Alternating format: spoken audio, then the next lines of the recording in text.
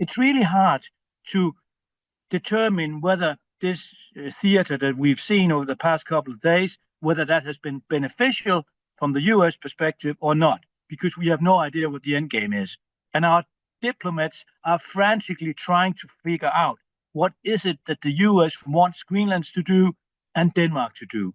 And if he could just tell us, then we would try and accommodate him. But as long as we don't know what we need to do, it's really hard to do it.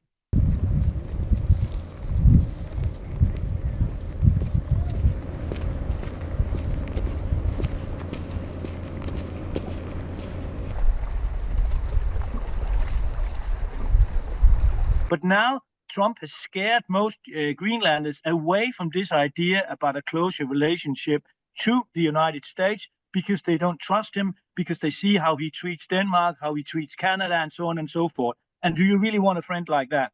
So in that sense, he has convinced most Greenlanders at the moment that the US is not a viable alternative.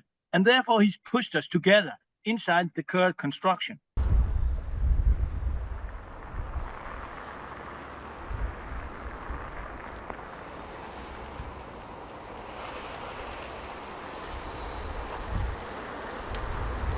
Look at the money. There's no way they can ever fund their current society, and they have no way of knowing whether the Americans will be able to fund or willing to fund them to the same extent than Denmark does. And Greenland would also lose their strongest card in their negotiations with their sponsor, because whenever they are dissatisfied with Denmark, they'll play the colonial card.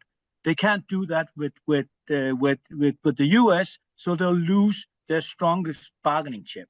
And I think that most Greenlanders, at least within government circles and their representatives, do understand this.